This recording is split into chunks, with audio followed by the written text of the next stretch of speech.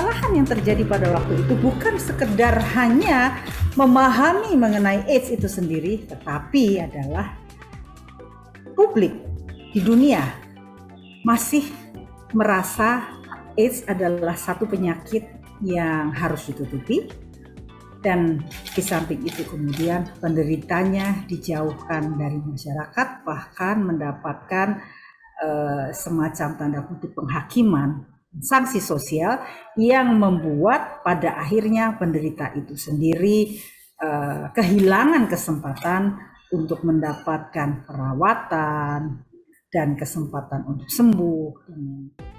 Upaya penting lainnya yang perlu terus dilakukan adalah pendataan dan pelacakan kasus HIV yang sistemnya berjalan kurang lebih seperti kawal COVID-19 dan lapor COVID-19, yakni suatu upaya yang dilakukan secara lebih kolaboratif melibatkan masyarakat dan pakar bersama-sama agar dapat lebih memahami bagaimana data dikumpulkan dan apa tujuan pengumpulannya.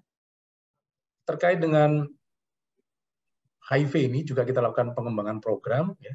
Terutama kita akan perbaiki sistem informasinya dengan menggunakan digitalisasi, kemudian melakukan upaya pencegahan melalui kondom, PrEP tadi, ya. Kemudian sirkumsisi dan lain-lain yang sudah pernah kita lakukan, kemudian menjamin ketersediaan obat, ya, dan bahan habis pakai, termasuk testing dan ARV-nya, kemudian dukungan dan pendampingan bagi ODIF. Ini perlu kita minta bantuan dari teman-teman komunitas ya, yang peduli terhadap AIDS.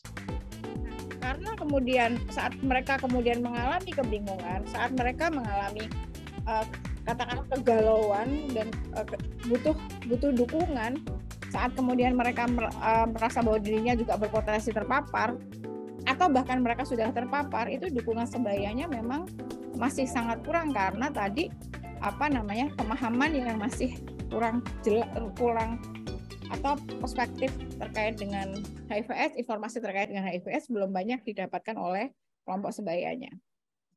Nah, hal-hal ini menurut saya hal-hal yang bisa dikolaborasikan atau saya menyampaikan hal-hal yang sebetulnya bisa ditingkatkan, yaitu adalah berkaitan dengan konten informasi yang penting dan mendasar tentang HIV/AIDS.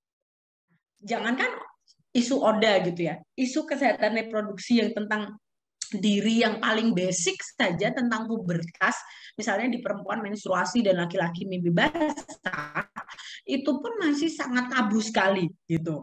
Nah, apalagi soal ODA gitu ya, soal HIV/AIDS yang mana tadi juga saya dengar dari Kemenkes salah satunya yang kemudian orang tuh masih sangat menyorot itu tentang pasti kalau ODA tuh pasti karena hubungan seksual. Nah, padahal kan enggak gitu, dan itu sudah banyak banget ya dilakukan edukasinya oleh banyak pihak gitu. Sebenarnya poin yang sangat mengganjal di kabupaten khususnya itu memang karena apa? Salah satunya mahalnya terkait pelayanan pengobat. Itu bukan isu, tapi kenyataan yang ada di kabupaten. Hampir semua kabupaten kota yang ada, misalnya di Jawa Tengah itu, memang itu menjadi permasalahan atau PR kita bersama. Walaupun dari Kemenkes sudah membuat regulasi, tapi nyatanya belum sesuai dengan keinginan atau program-program yang disampaikan dari sana. Pasti pandangan yang mengenai legalisasi prostitusi akan mendapatkan perlawanan yang serius, yang berat dari para tokoh agama. Jadi bagaimana kita menghadapi kenyataan tingginya heteroseksual ini? Yang kedua, pengetahuan bahwa mereka yang telah mengidap HIV itu dapat hidup seperti normal,